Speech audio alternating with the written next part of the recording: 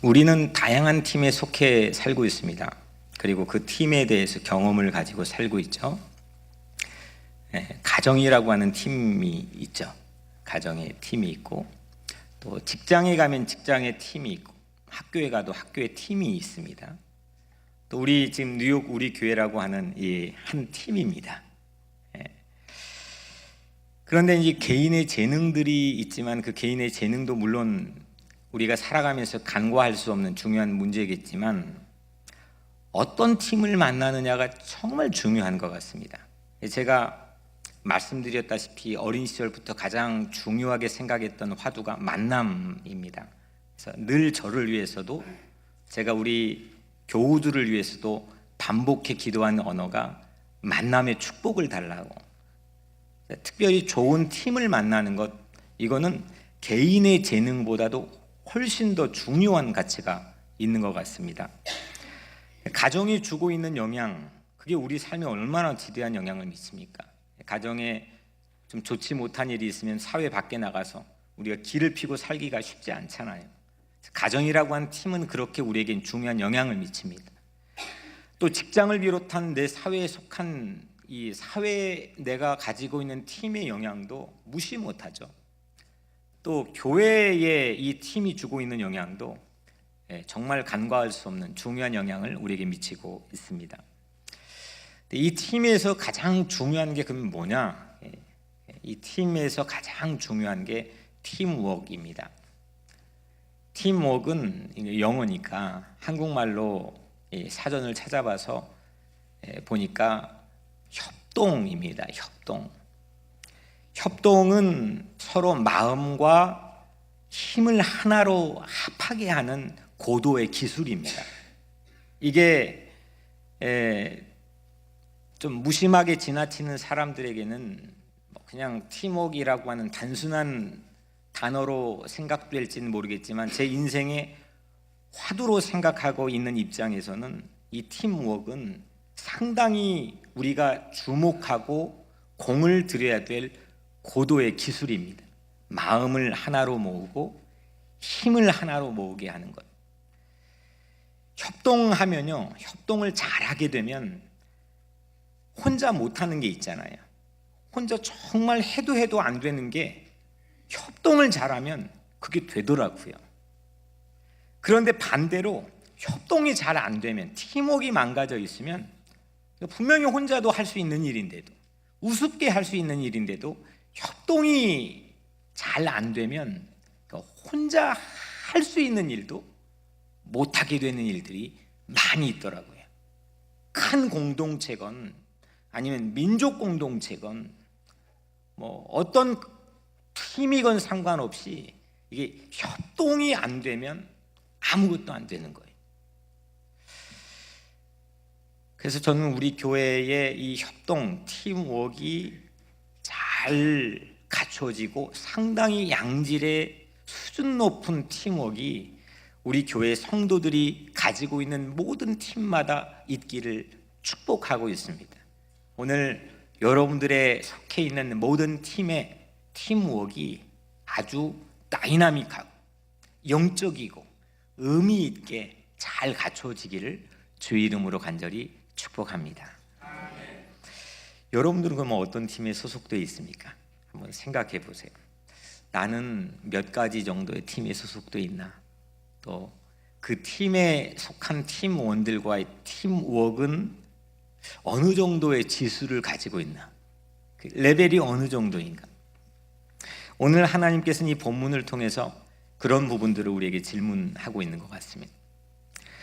오늘 이 본문은 광야에서 아주 멋진 한 팀을 우리에게 보여주고 있습니다. 정말 환상적인 팀입니다. 이 팀은 우선 좋은 환경 때문에, 그들이 가지고 있는 업적과 성취 때문에 사람들에게 유명하게 알려진 게 아니고 가장 열악한 환경, 중동의 광야니까 얼마나 열악합니까? 뭐가 있겠습니까? 그 열악한 환경에서 가장 의미 있는, 성경의 역사에서 가장 가치 있는 일 중에 하나를 이루어낸 팀입니다. 왜냐하면 이 팀은 오늘 우리가 함께 모여있는 이 공동체인 교회의 가장 시초격인 성막을 만들었기 때문입니다. 어디에서요? 광야에서. 아무것도 없는 광야에서 가장 멋지고 아름다운 그런 일을 해낸 팀이라니까요. 열악한 환경에 최고 일을 이룬 팀, 그런 팀을 하나님께서는 우리에게 벤처마킹 할 수 있도록 우리에게 오늘 본문을 읽게 했습니다. 이 팀에는 크게 세 가지 팀으로 구분이 되어 있습니다. 첫 번째는 자재 조달팀, 원자재를 조달하는 팀이 있습니다.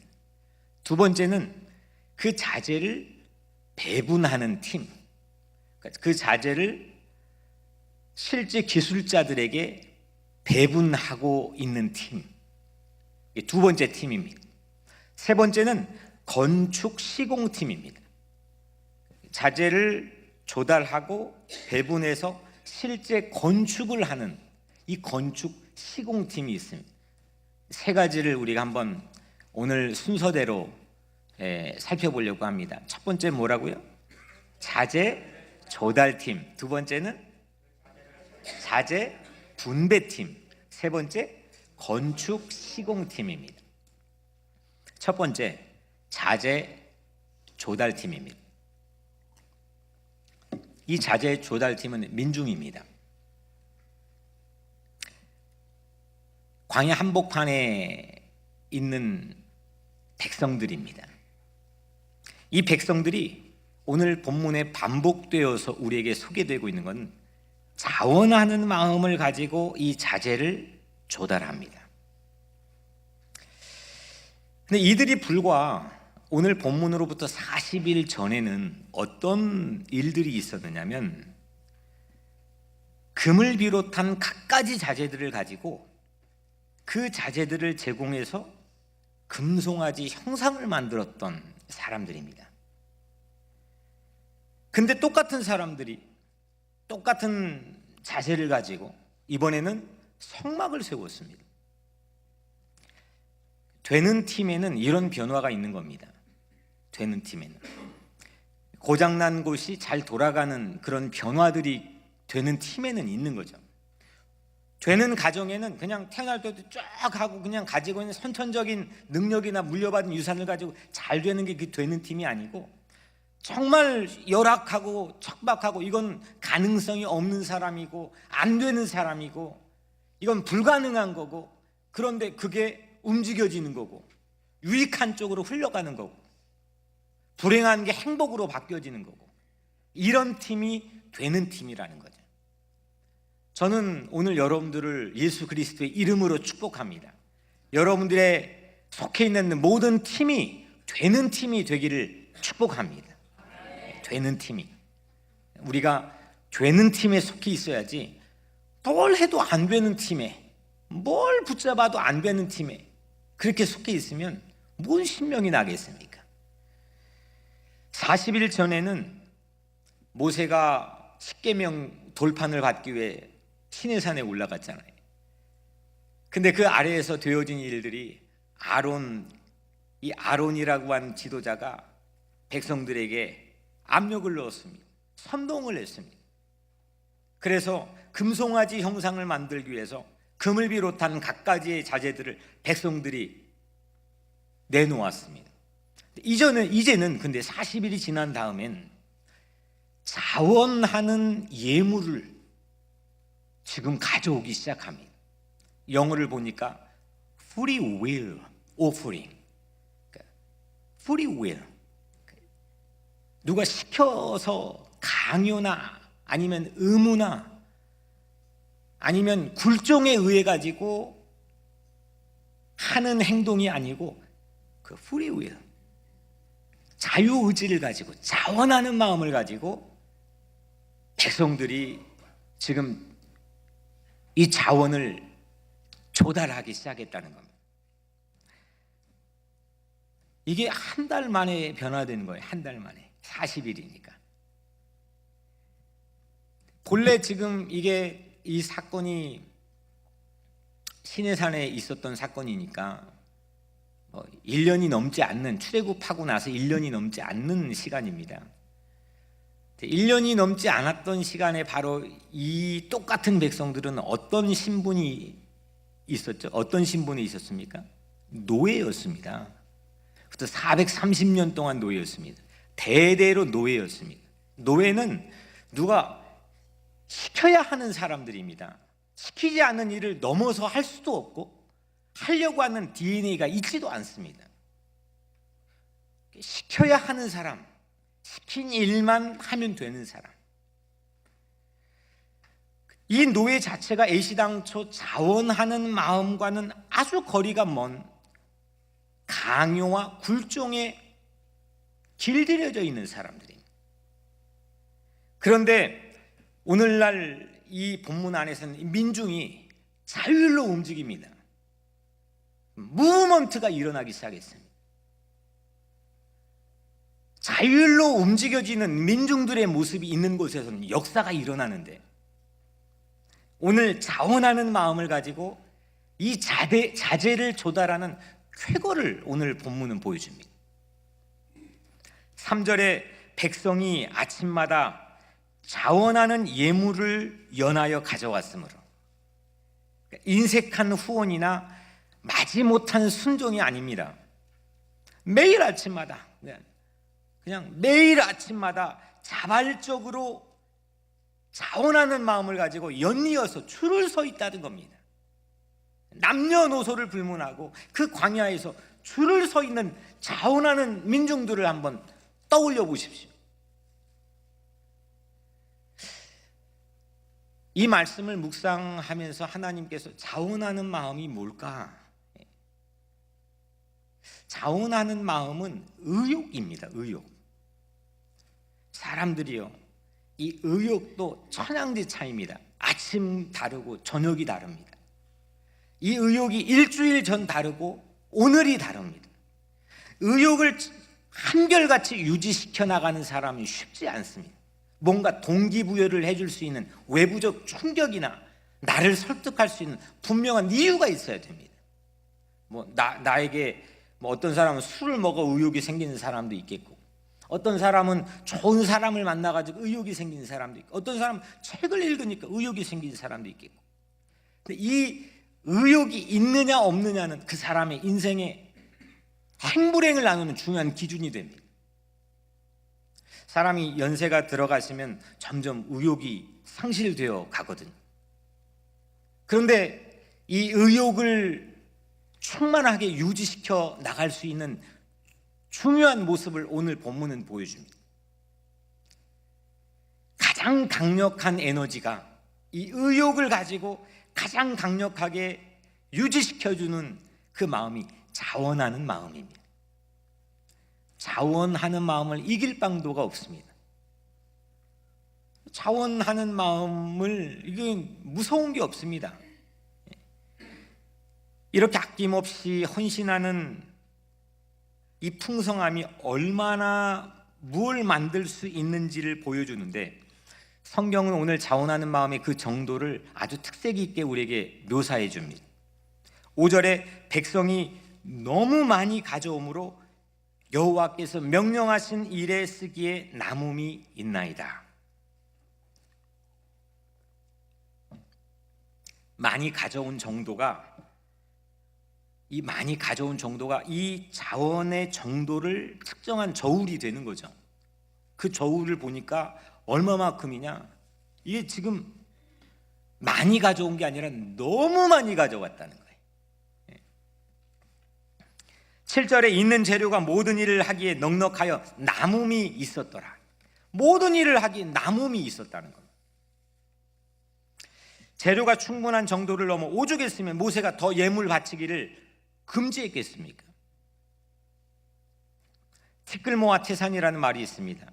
티끌모아 태산은 이 자원하는 마음이 있을 때 가능한 일입니다. 여러분들이 속한 팀에서도 티끌로 태산을 만드는 기적이 일어날 줄로 믿습니다. 그런 기대를 가지고 살아야죠. 뭐 이렇게 하면은 뭐 집을 사고, 이렇게 하면 자녀가 양육이 되고, 이렇게 하면 어느 정도 뭐 앞으로 나가게 되고, 그렇게 계산이 가능한 삶이라고 하는 거는 세상 사람들도 믿음이 없이도 다 살아가는 겁니다. 근데 우리가 예수를 믿고 살아가는 특별한 신분을 가지고 있는 사람으로 내 마인드에 있는 특별한 생각은 티끌모아 태산을 생각할 수 있어야 되죠. 아니, 이거보다 작은 티끌을 가지고 모았는데 태산이 된다? 그걸 꿈꿀 수 있어야 되는 거 아니겠습니까? 우리 교회 팀에서도 이런 신명난 기적이 일어나기를 기대합니다. 그래서 첫 번째 팀워크는 백성의 자원하는 마음입니다. 연말까지 2달 동안 이 팀워크를 위해서 우리 함께 기도했으면 좋겠습니다. 두 번째는 자재 분배팀입니다. 이 자재 분배는 누가 했느냐? 모세가 했습니다. 모세를 비롯한 본문에는 나와 있지 않지만 뭐 천부장 비롯해서 같이 도왔던 리더 그룹들이 있었겠죠. 여하튼 모세를 대표로 한 자재 분배 팀이 있습니다. 이거는 자재를 분배하는 교통로입니다. 백성이 성막에 필요한 자재를 모았다면 모세는 태산 같은 모아진 자재들을 분배합니다. 3절에 이스라엘 자손의 성소의 모든 것을 만들기 위하여 가져온 예물을 모세에게서 받으니라. 기술자들이 모세에게서 분배받는 겁니다. 모세는 원자재의 통로가 되는 거죠. 그런데 태산 같은 이 자재, 막 넘쳐나는 너무 많은 이 자재 교통로인 모세에게 가장 중요한 관건이 뭐냐? 가장 중요한 관건은 투명성입니다. 모세는 자원의 예물을 계산이 안 될 만큼 지금 받았습니다. 모세는 건축자의 이 자재를 배당해 줘야 됩니다. 이 통로에서 대개 문제가 발생합니다. 거의 대부분 이 통로에서 문제가 발생합니다. 왜냐? 왜 이 통로에서 문제가 발생하느냐? 이게 원죄인지 뭔지 그것 모르겠지만 인간의 마음속에 다 공이 가지고 있는 탐욕, 욕심이라는 게 있습니다. 도를 지나쳐 넘어버리는 그런 마음입니다. 이걸 내가 수면을 유지시키는 것처럼 잘 유지하면 좋겠지만 그럴 능력 자체가 사실 우리 각자 자신에게는 없습니다. 근데 오늘 모세를 보면 이 분배를 하는데 기가 막히게 합니다. 농부가 피땀을 흘려서 농사를 짓습니다. 제가 농촌에 태어나고 자랐기 때문에 이 농부들이 얼마나 힘들여서 가을에 추수와 생산을 하는지를 저는 지켜봐 대충은 압니다. 그런데 이게 농부가 피땀 흘려 농사를 지으면 소비자에게 넘겨주는데 중간 상인이 끼어들어와서 터무니없는 이윤을 얻습니다. 그래서 농부는 자기가 정말 여름을 나면서 피땀 흘려 정말 노력한 대가, 마땅한 대가를 얻지 못합니다. 정치에서 돈을 건네는데 정치 자금들이 돌아가는데 뉴스를 보면은 꼭 중간에 사고가 발생합니다. 그걸 배달 사고라고 합니다. 딜리버리 하는 사람이 뭔가 문제가 생깁니다. 마음에 욕심이 생깁니다. 성경에 잘 나가던 사울 왕이 있었습니다. 키도 크고 나가면 전쟁에 승리하고 모자란 게 없고 능력이 출중하고 그 외모가 핸섬하고, 근데 그 사울 왕도 무엇 때문에 하나님에게 버림을 받게 되었습니까? 좋은 소와 좋은 양을 자기 뒷뜰에 숨겨 놓았습니다. 그래서 하나님께 버림을 받지 않습니까? 아나니와 삽비라를 우리는 압니다. 예수님께 십자가에 못 박혀 죽으시는 그 장면에 대한 체험을 가지고 사도들이 예수님이 다시 부활하시고 승천하신 이 과정에 새롭게 거듭났습니다. 그리고 교회가 만들어졌습니다. 어떤 핍박과 박해에서도 이 교회 공동체를 지키고 하나님이 우리에게 맡겨주신 이 사명을 이루겠다고 저들마다 다들 막 용기가 100배였습니다. 그 중에 아나니아 삽비라도 속해 있었습니다. 얼마나 초심이 정말 특심이었겠습니까? 그런데 이 아나니아와 삽비라도 사도들의 눈을 속이고 그리고 절반만 속여 바치게 되어서 얼마나 혹독한 책임을 지게 되었는지 우리는 성경을 통해 알고 있습니다. 그런데 오늘 이 본문에 나온 모세를 보면 모세는 어떻습니까? 6절에 모세가 명령을 내림에 그들이 진중에 공포하여 이르되 남녀를 막론하고 성소에 드릴 예물을 다시 만들지 말라 하시매 백성이 가져오기를 그치니 했습니다. 아니 이런 일이 어디 있습니까? 모세가 자원하는 예물을 중지시켰습니다. 목회하면서 보다 목회가 목사님이 헌금을 중지시키는 목사님은 본 적이 없거든요. 근데 오늘 모세가 자원하는 예물, 그걸 저는 저 같으면 이렇게 쳐다보고만 있어도 흐뭇할 것 같아요. 그 양에 상관없이 사람들이 아침마다 와가지고 남녀노소 애들부터 노인까지 자원하는 마음으로 각각의 예물을 가지고 서 있는 모습만 봐도 그 공동체에 활기가 넘치고 뭐 기대가 될 만한 그런 흐뭇한 행복이 있을 것 같아요. 그런데 오늘 모세는 그 자원하는 예물을 중지시켰습니다. 왜냐? 필요 이상으로 남는 거에 대한 유혹을 이 모세는 경계했기 때문입니다. 모세는 이 부분에 매우 탁월한 사람인 것 같습니다. 40년 동안 광야에서 200만 명의 대열이 생존할 수 있다는 것 자체도 기적이지만 이거를 일사불란하게 40년 동안 이끌었던 이 모세가 자기의 공과가 다 있는데 목적지를 바로 눈앞에 두고 넌 안 돼, 넌 가지 마, 어떤 이유를 막론하고 그러면 속에서 부야가 나지 않겠습니까? 원망이 되지 않겠습니까? 근데 그런 틈이 하나도 성경에 보이지 않습니다. 느보산에서 설교하고 끝입니다.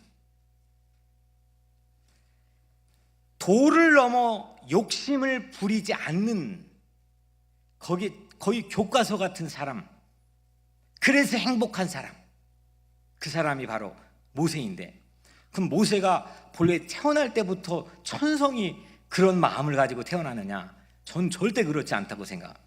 모세는 여러분들 잘 아시다시피 40년 동안 왕실에서 교육받은 사람입니다. 제국의 교육을 받았습니다.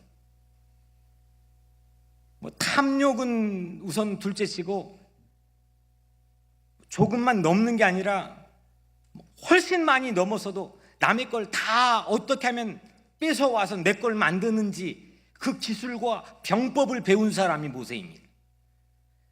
그래서 선한 의도이긴 하지만 그가 자기 민족의 해방을 하기 위해서 어떻게 했습니까? 이집트 군사를 자기의 권력을 가지고 살해했습니다. 그것도 좋은 의미이지만 그걸 넘어서는 겁니다. 쉽게 자기의 보드라인을 넘어서 버리고 탐욕을 부리는데 매우 익숙한 사람이 전 모세였다고 생각합니다. 근데 그 모세가 40년 동안 이대로 광야에 쫓겨나가지고 거기에 양치면서 모든 건 내려놓을 수밖에 없는 환경에 훈련을 받고 난 다음에 모세는 완전히 다른 사람이 되었습니다. 오늘 이 본문을 보니까 이런 사람이 어디 있습니까? 자원하는 예물을 가지고 줄을 서 있는데 그걸 스탑시켰습니다. 기적이 일어나고 있는데 이걸 하나님의 기적이라고 누가 부인하겠습니까? 근데 그걸 중지시켰습니다. 왜냐? 필요 이상으로 남는 거에 대한 유혹을 경계했습니다. 여러분들 한국말로 잉여라고 하는 말 아십니까? 잉여라고 하는 뜻은 남는 겁니다. 이 자본주의 사회 자체가 지금 300~400년 정도, 이게 봉건주의 사회부터 이게 하나님은 패러다임을 한 번씩 바꿉니다. 이 자본주의가 아무리 좋다고 그래도 영원히 가지 않습니다. 또 뭐 지금 요즘 AI 인공지능에 새로운 시대를 예견하고 그러지 않습니까? 근데 이 자본주의 사회에서 가장 큰 문제가 뭐냐? 잉여입니다. 남는 거. 이거를 어떻게 전 세계적으로 최고의 경제학자들, 뭐 하버드를 나왔고 뭐 이런 경제학자들이 골머리를 싸고 수십 년을 노력하고 책을 내도 이 문제를 해결을 못합니다. 잉여 문제. 이 남는 거를 어떻게 배분하고 그러면서 어떻게 이 자원하는 경쟁력 자체를 그대로 유지시켜 나간 이 사회 자체가 미국이건 뭐건 지금까지 해결해 본 사람이 없습니다. 남는 거의 유혹, 이게 여러분들 별거 아닌 것 같죠? 이게 누구나 다 걸려 넘어집니다. 그리고 이거는 누구나가 다 이걸 불행하게 만듭니다. 그리고 누구나가 다 공동체를 파괴하게 합니다. 근데 오늘 이 모세는 잉여, 이거 정말 모세가 이 최고의 경제학자라고 말해도 될 만한 그런 모습의 면모를 가지고 이 남는 것, 불필요할 수 있는 것의 공급을 중단시켜 버렸습니다. 그러면 인플레가 일어나지 않느냐? 전혀 일어나지 않았습니다. 왜 그랬느냐? 이렇게 남는 것을 중지시킬 수 있는 이거는 한 가지 마음 때문에만 가능합니다. 어떤 마음이냐? 깨끗한 마음으로만 가능합니다. 이건 계산을 해가지고 되는 게 아닙니다. 깨끗한 마음으로만 가능합니다. 칼 막스는 이 문제를 해결하기 위해 공산주의를 만들어냈습니다. 사람들이 열광했습니다. 아, 평등하게 분배를 할 수 있겠다. 근데 이게 되지 않습니다. 관료가 됩니다. 사람들이 움직여지는 건 계산대로 되지 않습니다. 공식대로 되지 않습니다. 그럼 자본주의 사회가 괜찮냐? 지금 이 빈부격차로 상위 1% 안에 세계 50%의 재산이 몰려있다고 합니다. 이게 계속 지속이 되면 폭동이 일어납니다. 패러다임이 바뀌게 됩니다. 근데 오늘 모세는 깨끗한 마음을 가지고 이 일을 가능하게 했습니다. 또 어떤 마음을 통해서 가능하느냐? 백성을 위한 사랑을 통해서만 가능합니다. 백성이 나가서 어떻게 네일샵에서 일하는지, 어떻게 세탁소에서 일하는지, 백성이 나가서 어떻게 구사리 들으면서도 밖에는 일하는지, 어떻게 택시를 모는지, 이걸 전혀 배려하지 않는 마음으로는 이게 전혀 불가능한 일입니다. 탁상공론에 불가능한. 오늘 모세는 깨끗한 마음과 백성을 향해 배려하는 이 마음을 가지고 이걸 가능하게 했습니다. 이걸 중지시켜도 그들이 자원하는 마음이 끊이지 않았습니다.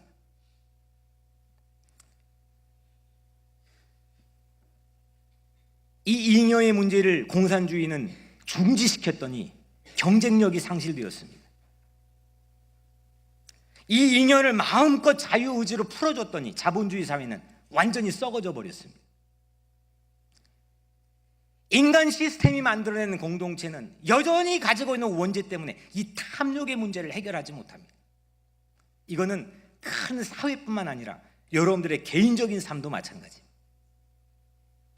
우리 각자의 행불행은 이 잉여 문제를 어떻게 해결할 수 있느냐입니다. 내게 남는 걸 볼 줄 알고 그 남는 걸 어떻게 처리할 줄 아는 사람들이 그런 능력이 없습니다. 근데 오늘 백성과 모세 팀, 이 쌍방의 신뢰가 없다면 자원하는 마음은 지속될 수 없는 거죠. 광야에서 남을 정도로 모은다는 게 기적 아니겠습니까? 아니, 광야에 뭐가 있습니까? 광야에 뭐가 있습니까? 지금 이 사람들이 어디에서 이걸 가져왔나 생각을 해보면 40일 전에는 금송아지 만든다고 바치고 지금은 또 이렇게 또 바치고, 이거 어디서 가져왔나? 한 군데밖에 없습니다. 이 출애굽기 처음에 스콧에서 발행하고 나올 때 이집트의 모든 장자들이 다 죽지 않습니까? 그때 겁에 질린 이집트의 사람들이, 왕실에서부터 모든 백성들이 출애굽하는 이스라엘 백성들에게 폐물을 내어주고 재물을 내어주었습니다. 이거 이외에는 노예들이 가져올 재산이 없습니다. 그게 얼마나 될지 모르겠지만 광야에서 뭐가 있습니까? 우리는 보통 이민 생활하면서 이런 원망을 합니다. 나는 왜 이렇게 가진 게 없나? 나는 공부하는데 왜 이렇게 가진 게 없나? 나는 사업을 해야 하는데 왜 이렇게 투자금이 없나? 나는 이렇게 부모에게 물려받은 지혜가 없나? 늘 없는 것만 우리는 바라봅니다. 근데 우리가 이 광야의 한복판에 있는, 진짜 이 지금 한복판인 건데 그 한복판에 있는 이스라엘 백성만 하겠습니까? 뭐가 있겠습니까? 근데 거기에서 남을 정도로 모았다고 하는 건 이건 미라클입니다.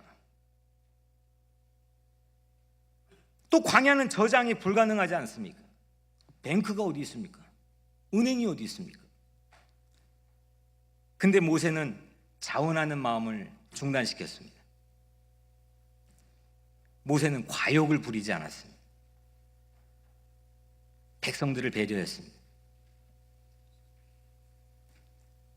이름은 일부에서는 밝히진 않겠지만 한국에 지금 세간에 가장 주목을 받고 있는 그 세습 문제 모 교회는, 제가 90년 중반에 신학교 막 졸업하고는 그 목사님이 타이틀이 뭐냐면 머슴 목회였습니다.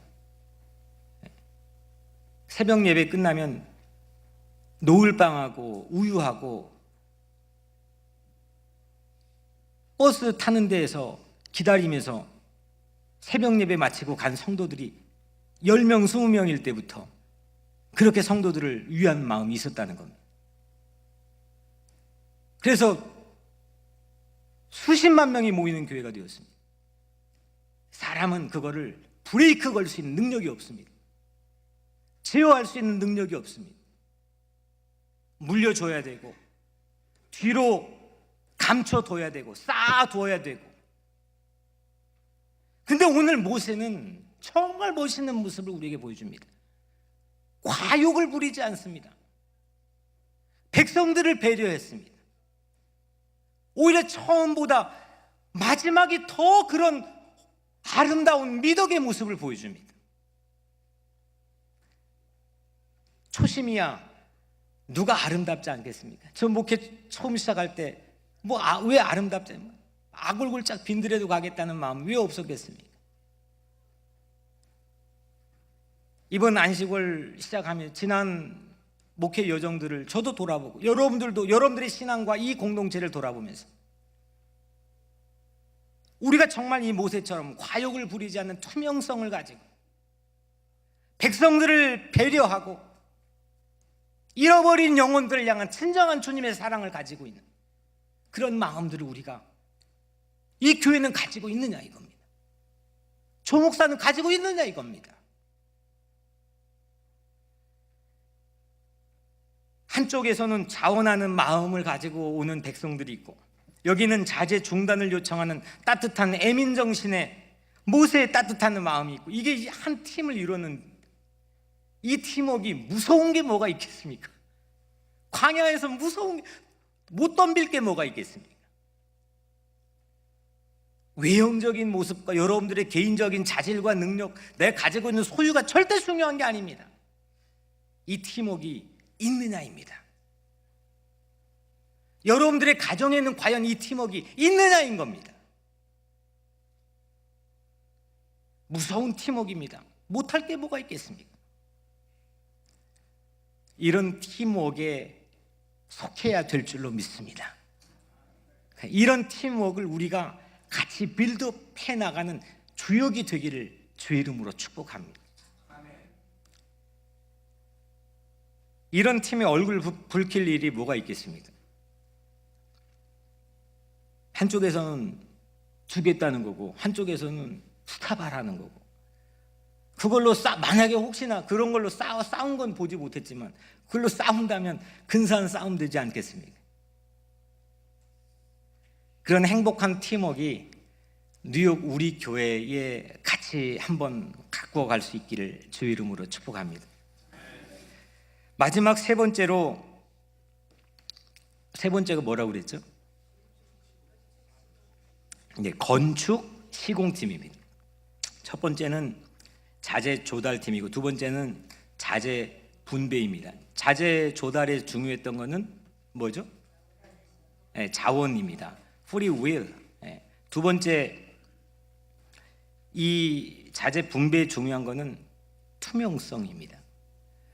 이제 마지막 세 번째, 건축 시공팀인데, 이 건축을 실제 시공하는 사람들이 기술자들인데, 오늘 본문엔 두 사람을 비롯해서 기술을 가지고 있는 사람들을 소개합니다.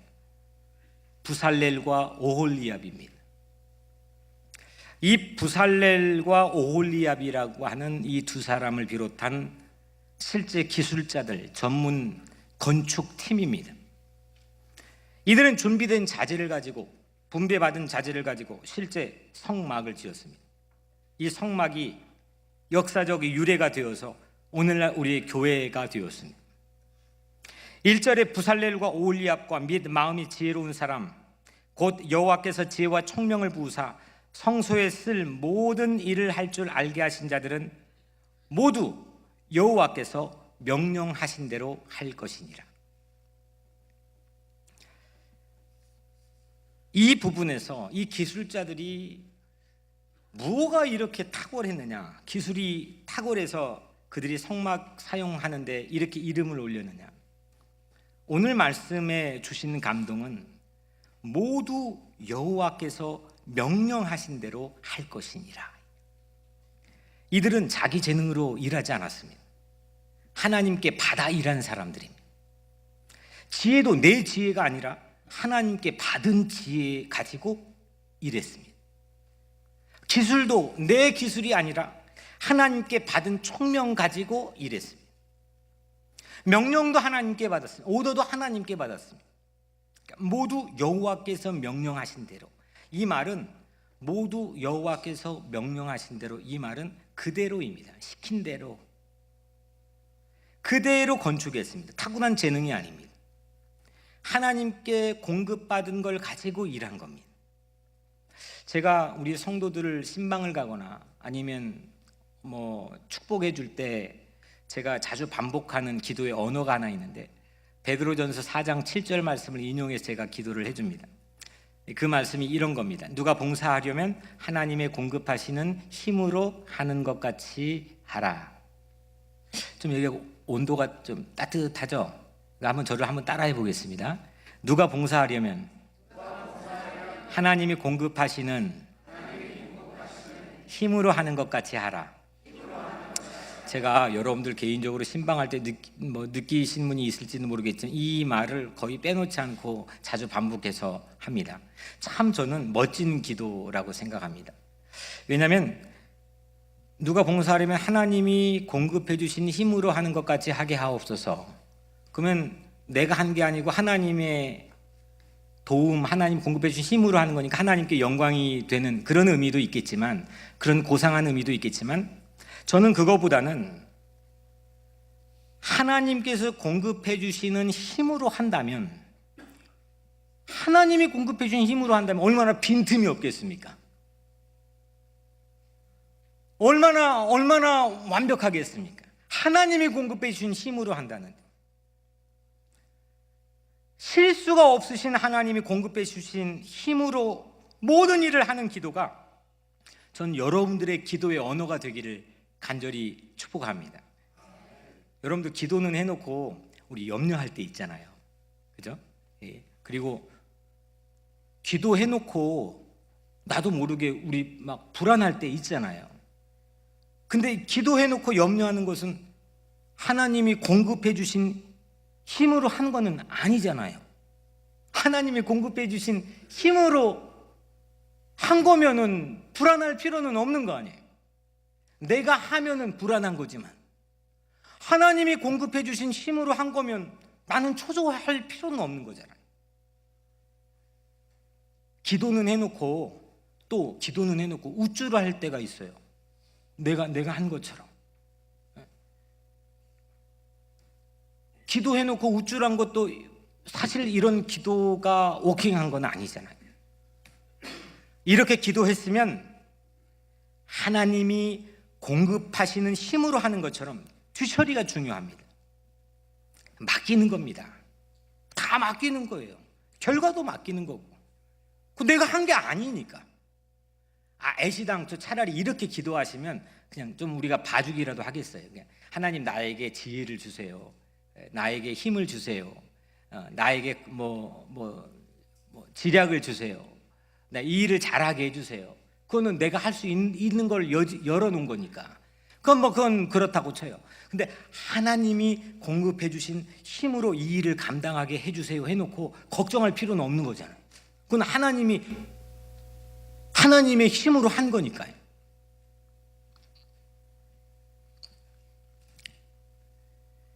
오늘 이 말씀을 보면 명령하신 대로 할 것이니라. 부살렐과 오홀리압이 지금 모습이 이렇다는 거예요. 명령하신 대로 할 것이니. 이건 근데 아직 된 건 아니잖아요. 명령하신 대로 할 것이니라 했으니까. 아직 그렇게 시도하지 않는 바램이거든요. 기도나 다름이 없어요. 이건 지금 아직 안 한 거예요.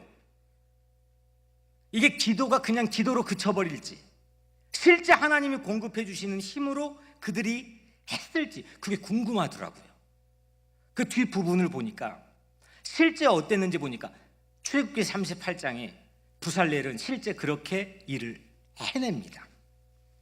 38장 22절에 보니까 유다 지파 훌의 손자요 우리의 아들인 부살렐은 여호와께서 모세에게 명령하신 모든 것을 만들었고,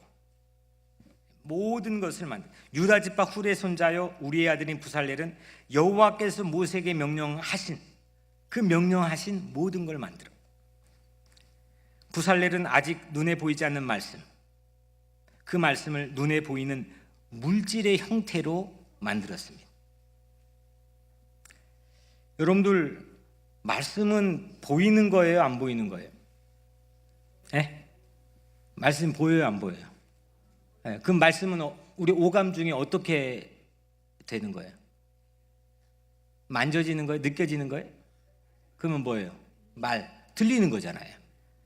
들리는 거예요. 지금 오늘 이 부살렐 오홀리압은 설계도를 이게 들리게 받은 거예요, 지금.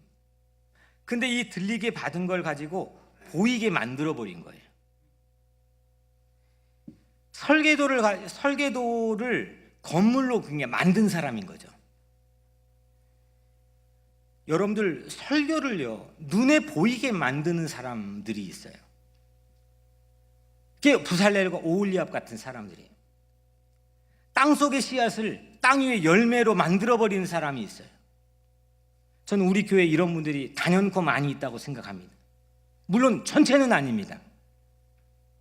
대충은 저도 압니다. 비율로 따지자면 어떤 교회보다도 설교를 눈에 보이게 만드는 사람들이 저는 많이 있다고 생각합니다. 설교를 손으로 만지게 만드는 사람, 설교를 코로 향기 맡게 만들어버리는 사람.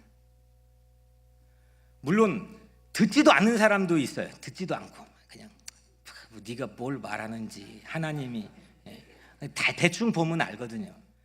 근데 우리 교회는 그런 사람 별로 없고, 듣긴 듣는데 이게 이쪽으로 나가버립니다.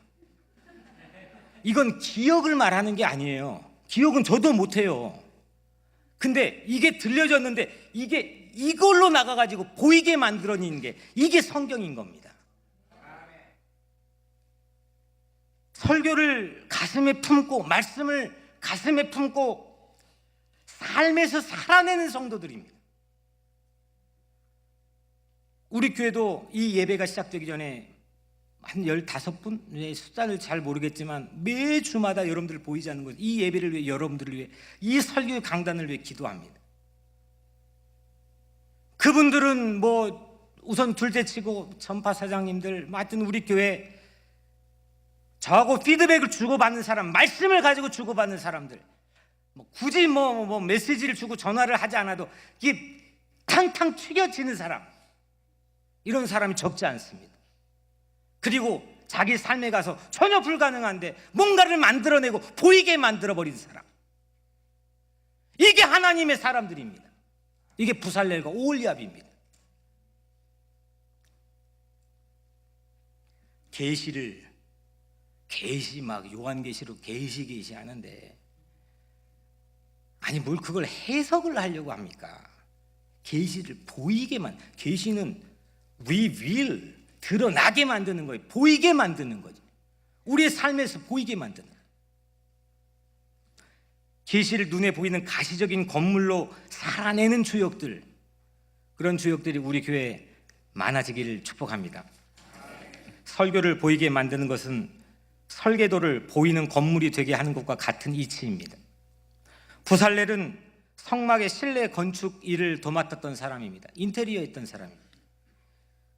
여러분들 잘 아는 언약궤 아시죠? 성막 안에 있었던 퍼니처들이요. 언약궤, 그 다음에 떡상, 그 다음에 등잔대, 또 분향단, 이 퍼니처 만든 사람들이 부살렐, 오홀리압입니다. 그런데 여러분들, 이걸 아까 말씀드렸지만 들려지는 소리였단 말이에요. 소리, 사운드였단 말이에요. 근데 그 사운드로 있던 거를 냄새를 코로 맡게 하는 걸로 바꿨다니까요. 이건 이를테면 음악가 계시지만은 모차르트 같은 천재적인 소질을 가진 사람이라니까요. 작상과 영감이 되는데 막 써진다면서요. 그 정도가 아닌 거예요. 우리는 그런 시시한 정도가 아니라는 거예요. 보이지 않는 세계 만물을 움직이는 영적 질서가 들려지는 거고, 그 들려진 게 가슴에 품어서 눈으로 보이게 만드는 거죠. 소리로만 있던 빛인데, 빛이 뭔지 몰라요. 소리로만 있던 빛인데 광야에서 뭐가 있겠습니까? 이게 봤던 샘플이 있겠습니까? 뭐가 있겠습니까? 근데 소리로만 있던 빛인데 그 성막 안에다 등잔대를 만듭니다. 눈에 보이도록 했습니다. 설교 소리를 보이고 만지고 냄새 맡게 한 사람이 부살렐, 오홀리압 기술자들입니다. 맹활약한 겁니다. 이거는 절대 봉사만 해서는 안 됩니다. 일만 해가지고 안 됩니다. 백날 해보십시오. 안 됩니다. 봉사만 해야, 일만 해봐야, 선교에서 뭐 하고 일만 해봤자 그 사람 눈치 봐야 되지, 좀 이거 밸런스 맞춰야 되지, 다투고 싸우고, 먼저 들어야 될 게 아닙니까? 들은 게 있어야 되지 않겠습니까? 소리를 들어야 보이게 할 수 있지 않겠습니까? 전 그래서 우리 교회는 이 듣는 마음들, 솔로몬이 사모했던 레브 쇼메아, 듣는 마음들, 그걸 지혜라고 명명했던 이 듣는 마음들이 여러분들의 마음의 소원이 되기를 주의 이름으로 축복합니다. 저는 한 주일 동안 그 듣는 마음을 일평생 소원합니다. 하나님, 들려지게 하옵소서. 듣지도 않는 거를 어떻게 말할 수 있겠습니까?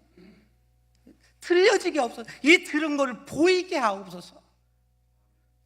이 들은 걸 성도들이 또 저들의 삶에 가서 아무리 낙담하고 실망하고 어려운 초조의 삶일지라도 보일 수 있는 자신감을 갖게 하옵소서. 이런 게 신앙 아니겠습니까? 심장이 여러분들, 제가 목회자가 허리가 아프고 다리가 아프고 이런 것 때문에 이 강단을 지켜내는 강단이라고, 이런 게 아니에요. 그거는 기본인 거고, 세상이 내 목에 칼을 들여대도 하나님에게 들려진 것을 보이게 만드는, 목숨을 내놓고 말할 수 있는, 이게 우리에게 부여된 자존감 아니겠습니까? 아니 뭘 좀 아프면 뭐하고, 그건 기본인 거죠. 모세는 그 역할을 했고 부살렐과 환상적인 팀워크를 이뤘습니다. 모세는 들려진 것을 말했고 들려진 공중의 소리, 사운드를 보이게 만들어버리는 기가 막힌 팀워크를 이뤘습니다. 안식월 기간 동안 이 팀워크를 우리 서로 간에 피차 재정비합시다. 여기에 만족하지 맙시다. 무엇을 위해 교회가 있는가? 우리 교회는 어떤가? 말씀과 기도 이외에 무엇로 승부를 걸 겁니까? 말씀과 기도를 가지고 세상에 예언자적인 삶을 살아야 돼요. 세상에 불가능한 게 꿈을 꾸게 만드는 것. 그런 승부를 거는 팀워크를 우리가 이 기간 동안 피차 기도해주는 기간이 되기를 축복합니다. 마지막으로 부살렐의 조수는 오홀리압이라는 사람이었어요. 출애굽기 38장 23절에 보면 오홀리압이 그와 함께 하였으니 오홀리압은 재능이 있어서 조각하며 또 청색, 자색, 홍색 실과 가는 배실로 수놓은 자더라. 오홀리압은 재능, 탤런트도 있었는데요. 오홀리압의 특징은 뭐냐면 부살렐과 늘 어울리는 사람이었습니다. 부살렐 늘 따라다니는 옆에 있는 사람이었습니다. 오홀리압은 그와 함께 하였으니 오홀리압 이름 옆에는 늘 부살렐이 있습니다. 부살렐이 없으면 오홀리압이 없고 오홀리압이 없으면 부살렐이 없습니다. 출애굽기 31장 6절에도 오홀리압을 세워 그와 함께하게 하려 하며 오홀리압 옆에는 늘 부살렐이 있었습니다. 누구 옆에 세워도 조화가 되고 어울릴 수 있는 멋쟁이가 오홀리압입니다. 근데 우리가 과연 나 자신 스스로에게 물어봅시다. 내가 정말 조 목사가 어디에 갖다 놔도 마지막 퍼즐 한 조각처럼 그 사람이 있어야 퍼즐이 완성이 되는, 조화가 되고 어울려지는 그런 존재인가? 그런 우리의 삶인가? 오홀리압이 있어야 강팀입니다.